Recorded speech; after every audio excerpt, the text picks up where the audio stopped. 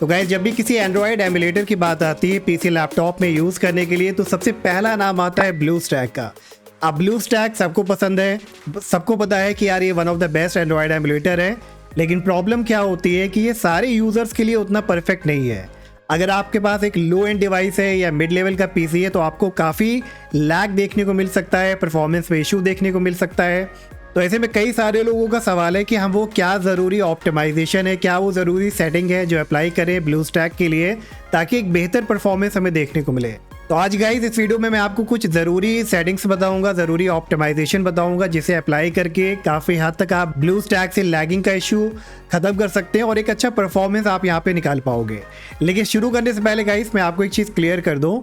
देखो, अगर आपका लो एंड पीसी है तो जितना भी ऑप्टिमाइजेशन आप कर लो लैगिंग आपको देखने को मिलेगा, क्योंकि ब्लूस्टैक का सीधा कह रहा है कि भाई हम आपको परफॉर्मेंस अच्छा देंगे, कोई आपको कमी नहीं मिलेगी, सारे गेम आप इंजॉय कर सकते हो, सारे एप्लीकेशन आप इंजॉय कर सकते हो, बस आपके पास एक अच्छा हाई लेवल का पीसी होना चाहिए।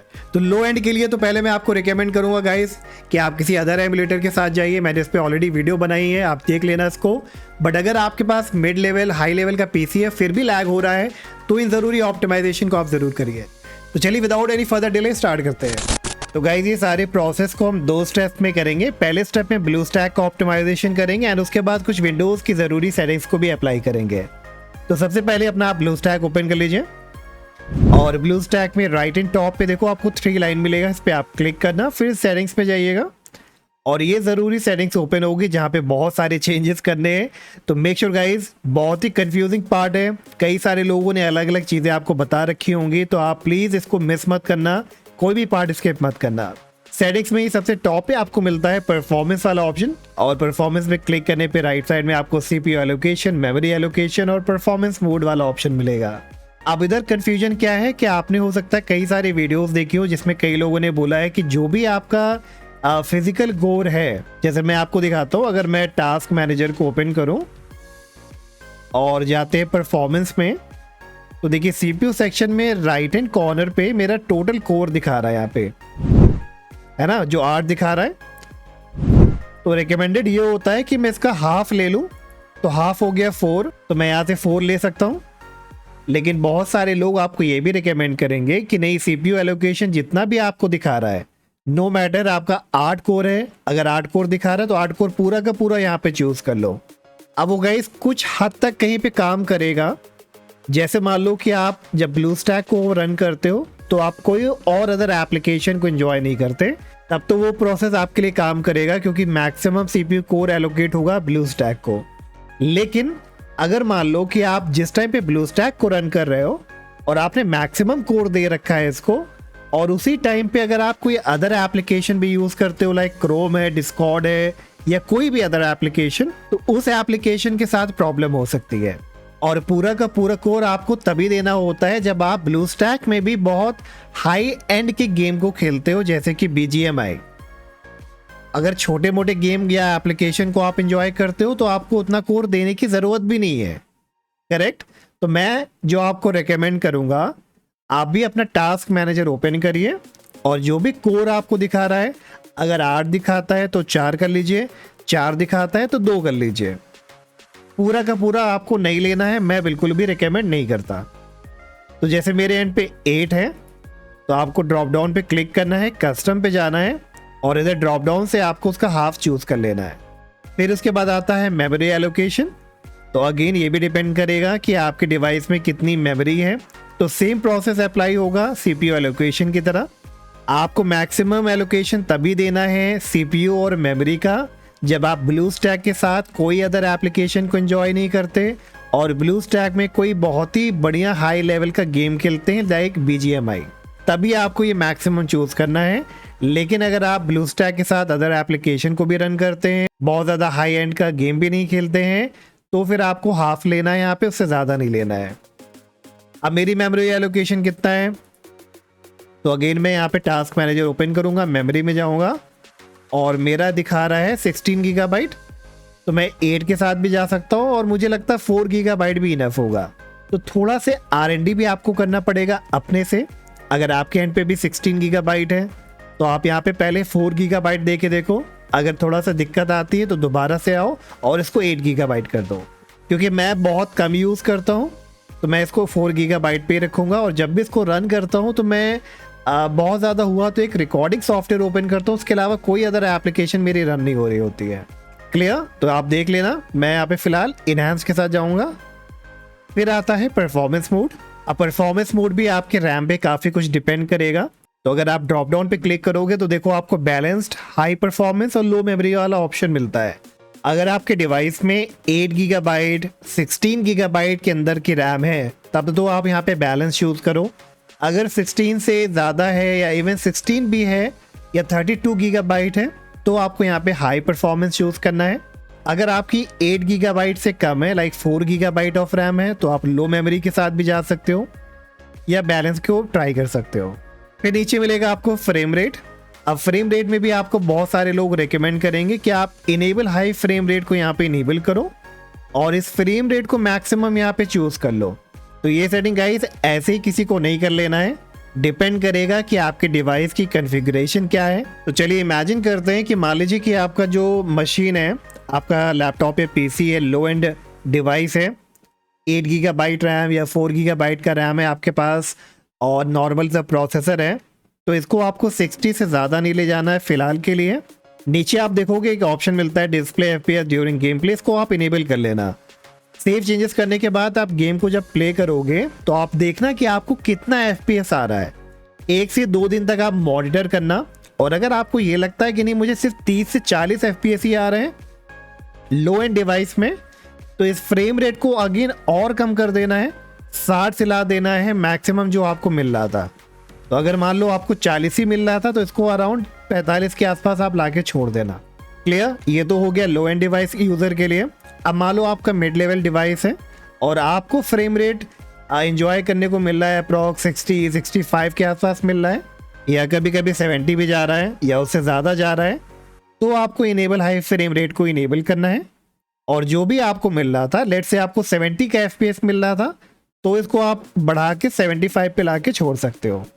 इसी तरह से अगर आपका हाई एंड डिवाइस है और आपको FPS मिल रहा है अप्रॉक्स 90 to 100 या उससे ज़्यादा, जितना भी मिल रहा है उससे 5-10 आप बढ़ा के या 10-15 बढ़ा के आप इसको यहाँ पे ड्रॉप कर सकते हो।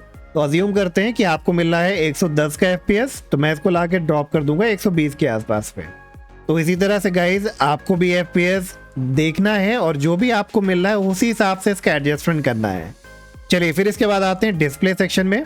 अब डिस्प्ले रेजोल्यूशन भी गाइज एक बहुत ही ज़रूरी सेटिंग है, स्पेशली अगर आपको बहुत ज़्यादा लैग देखने को मिल रहा था तो वो यहाँ से ठीक हो सकता है।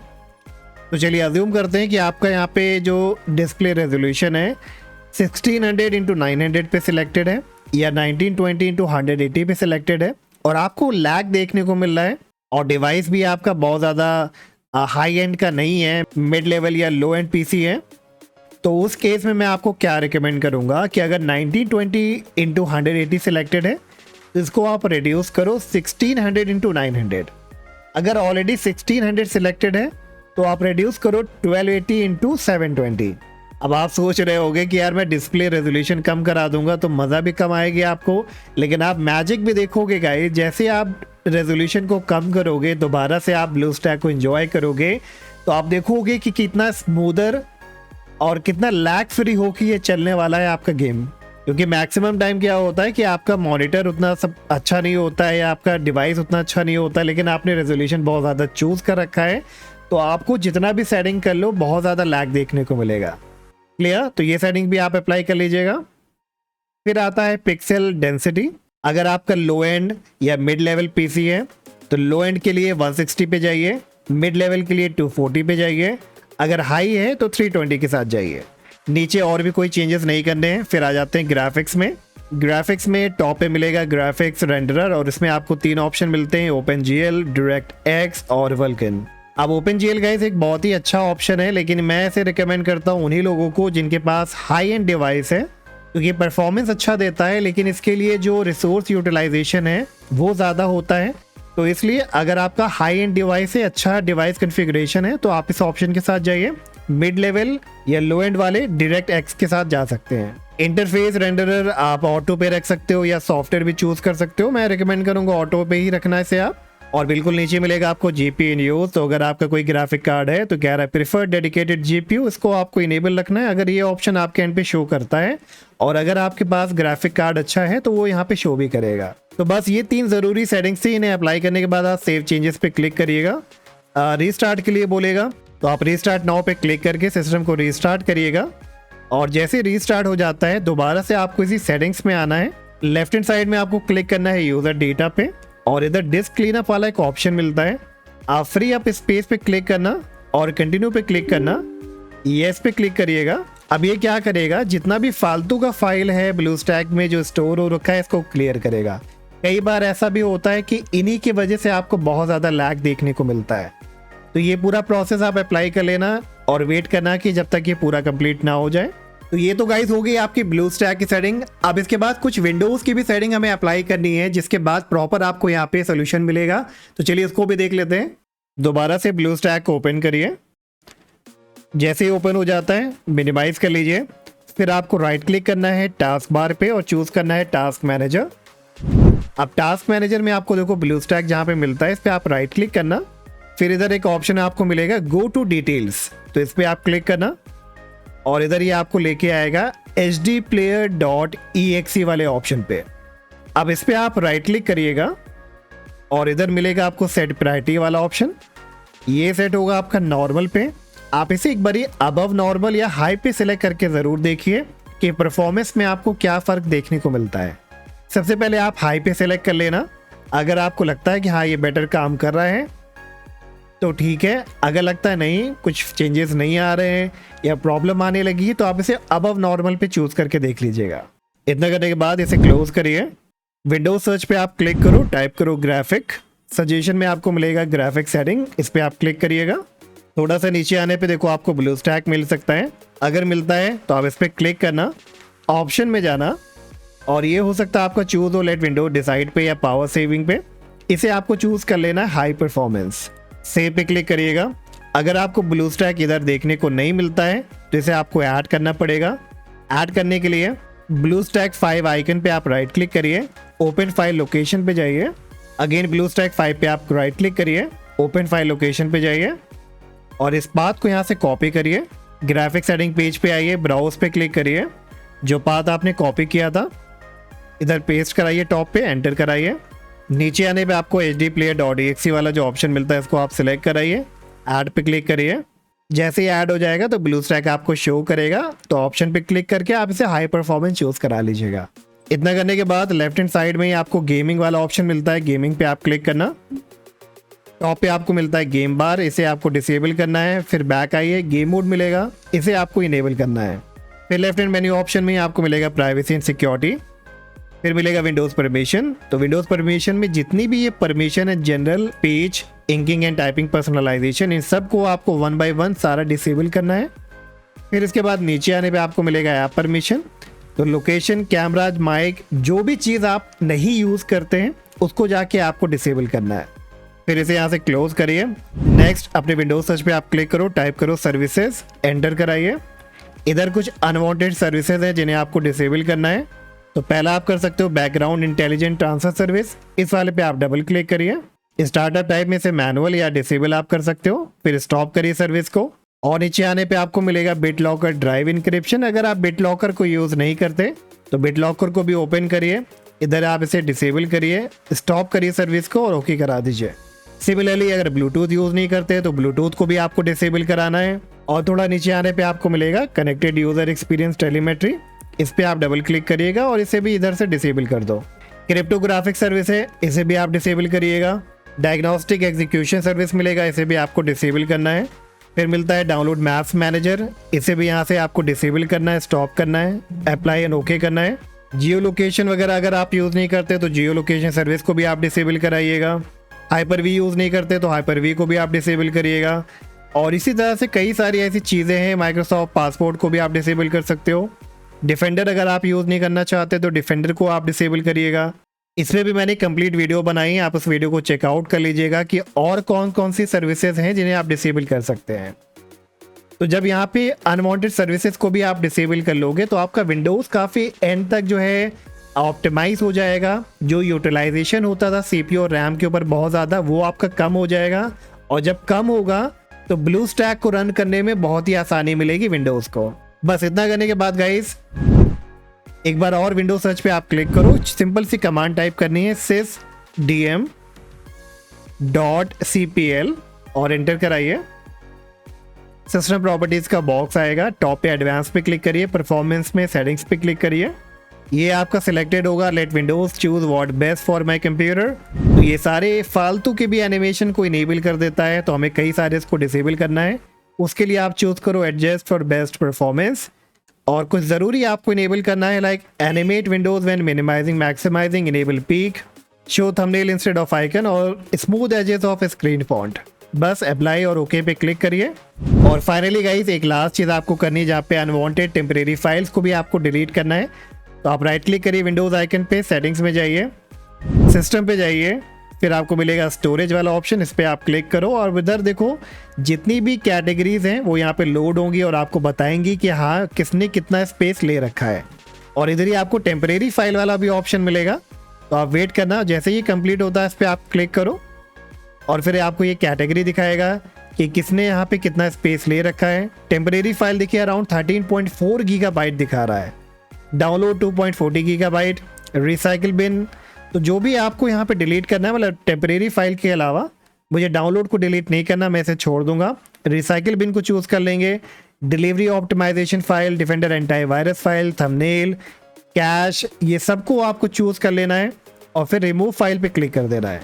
कंटिन्यू पे आप क्लिक करना और इसे यहाँ पे पर्ज और डिलीट होने देना। जब तक ये डिलीट हो रहा है आप राइट क्लिक करो विंडोज आइकन पे, रन पे क्लिक करो, टाइप करो टेम्प, एंटर कराइए। सारी फाइल को यहाँ पे सिलेक्ट कर लीजिए कंट्रोल ए करके और शिफ्ट और डिलीट प्रेस करके इसे यहाँ से डिलीट कर दीजिए। जो आपका आइटम डिलीट नहीं होता आप इसे चेक करके स्किप कर दीजिएगा। दोबारा से रन बॉक्स पे क्लिक करो, रन टाइप करो, टाइप करना है %temp%, ओके करिए। अगेन कंट्रोल ए, सिलेक्ट ऑल, फिर शिफ्ट डिलीट करके परमानेंटली इसे यहाँ से डिलीट कराइए। कंटिन्यू पे क्लिक करिए, जो नहीं होता उसको छोड़ दीजिए। अब इतना करने के बाद गाइस अब आप देखोगे कि आपका विंडोज़ भी थोड़ा हद तक ऑप्टिमाइज हो गया, फालतू की फाइल डिलीट हो गई। अब इसके बाद जब आप रीस्टार्ट करोगे अपने लैपटॉप या पीसी को और ब्लूस्टैक को एंजॉय करेंगे तो आपको आई एम वेरी श्योर बहुत अच्छा परफॉर्मेंस मिलने वाला है। तो होपफुली गाइज ये सारे सेटिंग्स को अप्लाई करने के बाद, ऑप्टिमाइजेशन को अप्लाई करने के बाद अब आप ब्लूस्टैक में आपको फ़र्क देखने को मिलेगा। लैग आपका फिक्स हो सकता है, परफॉर्मेंस आपको अच्छा मिल सकता है। जैसे मैंने आपसे विद इन द वीडियो बताया कि कुछ चेंजेस आप करते रहिएगा, हो सकता है कि कुछ सेटिंग आपके लिए काम ना करे, कुछ और सेटिंग आपके लिए काम करे, तो इतना R&D भी आपको करते रहना है। तो दैट्स ऑल गाइज, आज के लिए इतना ही। प्लीज़ मुझे कमेंट सेक्शन में ज़रूर बताइएगा कि आपके लिए सोल्यूशन काम किया कि नहीं किया, और अगर आपके पास कोई सजेशन या टिप है तो वो भी मुझे कमेंट करके ज़रूर बताइएगा। Till then take care, bye bye.